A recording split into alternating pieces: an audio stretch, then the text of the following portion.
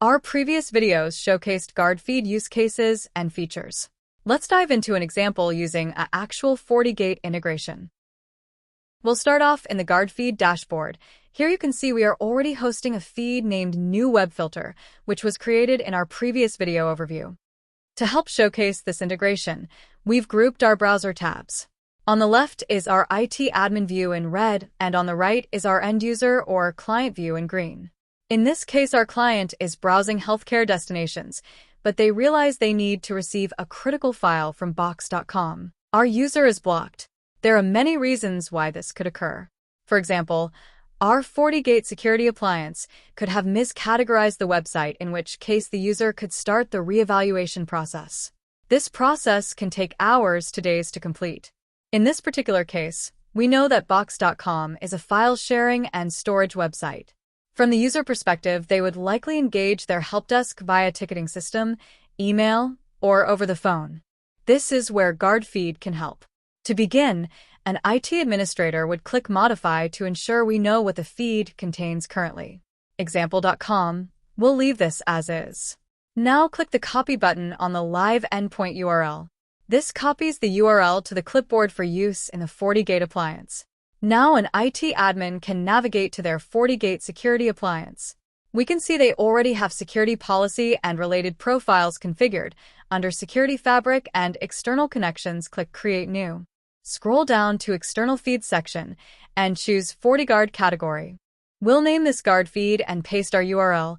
Disable the default basic authentication toggle and set the refresh or polling rate to 1 minute. Reminder that 1 minute interval means users' access override can take effect that much sooner.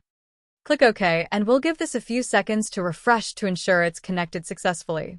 Note, after you refresh shows successful connection, you can also view the entries received from the feed by click the View Entries button. And here we see the entry example.com.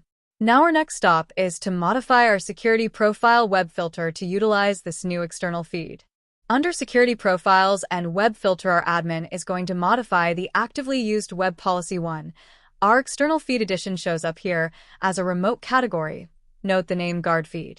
It's an important step to ensure we allow or monitor this new category.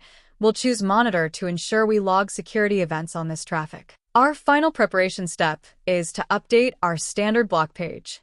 Navigate to System and Replacement Messages. Our users received a FortiGuard block page. Let's customize this with data from Guardfeed. Recall Guardfeed provides an override HTML code snippet for use in your appliance block page. You can preview this with the Feed Override Simulation link. Let's keep this color scheme and click the Dashboard button to return to the dashboard. Click the Override HTML button to get the code snippet. Ensure the refresh countdown matches the FortiGate feed setting. Now click the Copy HTML button. Back on the FortiGate, we can edit the FortiGuard block page. On the right side, scroll down to find a code section to modify. We'll update the main message to match what we're blocking and paste in our Guardfeed Override HTML snippet towards the end. We'll double-check results by using the left preview pane. We see the new text is updated, and the override matches our Guardfeed preview. Click Save. A green checkmark confirms we modified the default block page. We're ready to test. On Guardfeed, close the HTML code snippet and grab our access key or passphrase to share with our user. Now our organization is Guardfeed enabled. On our user machine, we're going to try to browse again to our intended destination of box.com. While we're expecting the user to see a block page, let's keep in mind that our user is not. They now have a new emergency override option where they can enter their Guardfeed passphrase to get back to work. As they hit the Submit override, we see a success message and a countdown timer. This will attempt to refresh the page on the same polling cycle as our FortiGate security appliance. Let's review our steps. The IT admin first used the Guardfeed service to host an external feed. Then, on their FortiGate security appliance, they completed 3 steps. 1. They updated their FortiGate external fabric connection to add the feed. 2. In their FortiGate security profile settings, they updated the action to allow or monitor this new feed as part of their existing web filtering profile. And 3. The admin customized their block page HTML to enable users with the passphrase to override policy in emergencies.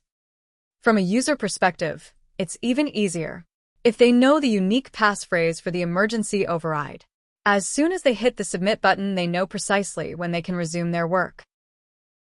Speaking of which, 3, 2, and 1.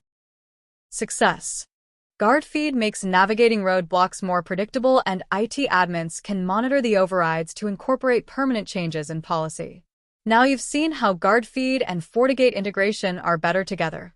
Thanks for watching.